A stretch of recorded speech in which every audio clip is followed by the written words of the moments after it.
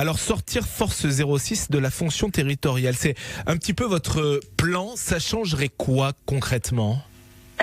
Alors j'ai été saisie de cette demande par Charles-Ange Ginéville, le président du conseil départemental, et l'union interdépartementale des forestiers sapeurs, parce que au sein de Force 06, ils sont 170 forestiers sapeurs, 800 en France. Et on a vu au gré malheureusement du réchauffement climatique et des événements climatiques de plus en plus sévères que leurs interventions évoluent énormément. Donc leur statut doit aussi évoluer avec bien les nouvelles missions qui sont les leurs aujourd'hui. On voit qu'ils interviennent de plus en plus en premier sur les lieux, que ce soit des feux de forêt, des inondations. Moi, je les ai vus intervenir, Force 06, au moment des grosses inondations de 2015 et de 2019. On a vu aussi leur réactivité et leur utilité en complémentarité des pompiers au moment de la tempête Alex. Mais donc ce que vous demandez au gouvernement, Alexandra Martin, c'est que Force 06 et les sapeurs-pompiers, quelque part, tout ça, ça deviendrait identique.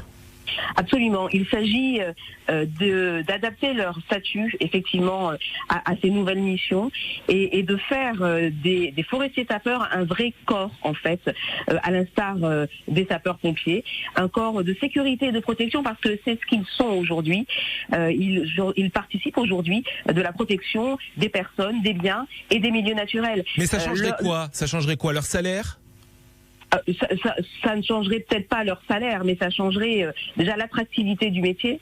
Ça changerait peut-être, ça leur donnerait plus d'agilité. Aujourd'hui, ils sont agents territoriaux des départements. Demain, au sein d'un corps, ils seraient plus agiles. Ils auraient une hiérarchie spécialisée, des formations spécialisées. Et puis, avant toute chose, c'est une reconnaissance qu'ils veulent, une reconnaissance, de cette complémentarité qu'ils mettent sur le terrain, de leur expertise qu'ils ont maintenant des terrains en situation de crise. Et ça, je crois que d'abord, c'est vraiment très important pour eux. Ils seraient un petit peu plus concurrents des sapeurs-pompiers ? Non, ils sont absolument complémentaires. Ouais. Ils arrivent, comme je le dis souvent, en primo-arrivant, ils ouvrent des routes.